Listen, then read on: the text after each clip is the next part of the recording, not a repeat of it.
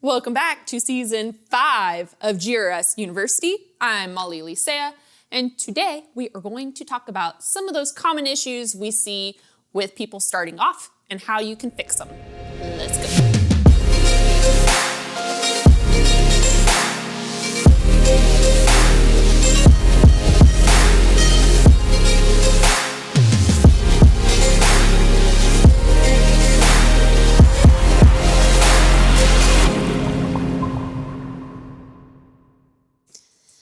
In this video, we are going to be talking about troubleshooting some of those common issues that we see come up with customers.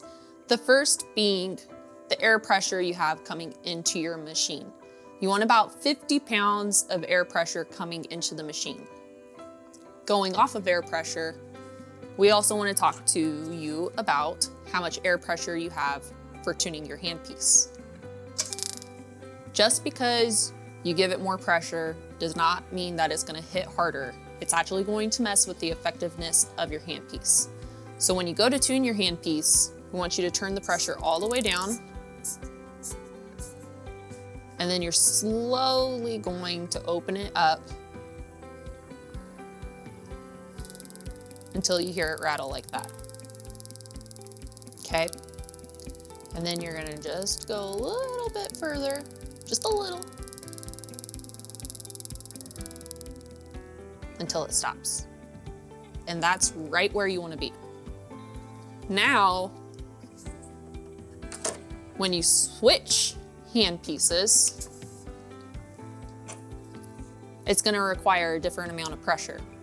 So once again, drop it all the way down, increase your pressure until it starts to rattle. See how much more that took? Go a little bit further, and that's where it needs to be. The next step that we see a lot of people get hung up on is when they're switching between hand pieces on the Graver Mach G8 and the AT. So they'll go, why is my machine hissing like that? Why won't my handpiece work? You don't want to actually aim the line of this knob down at the handpiece hose. You want to turn it from 3 o'clock all the way to 9 o'clock. If you don't turn it all that way, it's going to leak like that. All right, the next issue that we come across is QC tool holders and the proper match for your tool. So as you can see, these holes are 2 different sizes. This is our traditional QC tool holder, or an 803. That's what comes with your handpiece. But we have several other options as well. For instance, I have a 1.8 round stock tool. So I would want a 1.8 QC tool holder. If I placed this tool into this QC tool holder, it's not going to sharpen correctly. The grinds are going to be off kilter. It's just going to make it harder for you to have a good repeatable grind on your tool. So you can see how that has plenty of slack. This is going to give it a nice snug fit. Okay, so the next issues that we come across are particularly in regards to sharpening. The first being not tightening that set screw on your QC tool holder. You really want to tighten that down because it's going to make it nice and secure to where it doesn't shift while you're sharpening it and create new grinds, but it's also going to reduce any kind of vibration that could potentially cause you to break the tip of your graver. The next one would be when you go to put it into the sharpening fixture, not tightening and locking this knob right here. That makes it nice and secure. Otherwise, there's going to be a little bit of slack between the fixture and the QC tool holder, and that's going to also create some different grinds. Then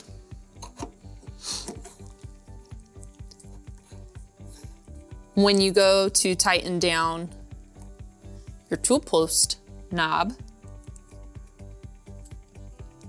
You really wanna make sure that you tighten this knob down. If you don't tighten it enough and you're pressing down on your fixture, it can cause it to slowly change in degrees on the marking. You also don't wanna push down too hard because it can create flex within your tool while you're sharpening. So you have to remember when you're going to sharpen that we're dealing with, very little amounts of metal where if you're grinding at the wrong degree for even the smallest fraction of time, it can completely throw off geometry of your graver and you're not gonna be able to get that repeatable grind on your tools. Okay, so the next thing that we see come up in regards to sharpening is the heel. So remember that we're dealing with removing small amounts of material. So when you go to place your heel on your tool, especially with diamond wheels, you don't want to be using power because you're going to remove too much material. Instead, what you want to do is strop back and forth a few times and then check it. And if you need to remove more material, you can do that. If you do use power, it's going to be using it on the ceramic to get a little bit of a polish, but even then you want to keep it on the low end of your speed. The last and final thing that we're going to cover is work holding. Anytime you have vibration in your piece, you're introducing your tool to breaking, right? So we always have people put their plate catty corner like this and then really crank it down. But you can get really creative on how you hold your work. You can put it in thermalock. You can glue it down to a steel block. Literally anything that you can do to reduce vibration is going to help you out. If you have it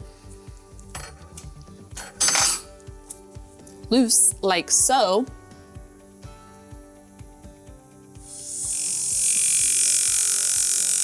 you have all sorts of vibration that can risk tweaking on that tip of the tool and it's gonna break it. So, work holding.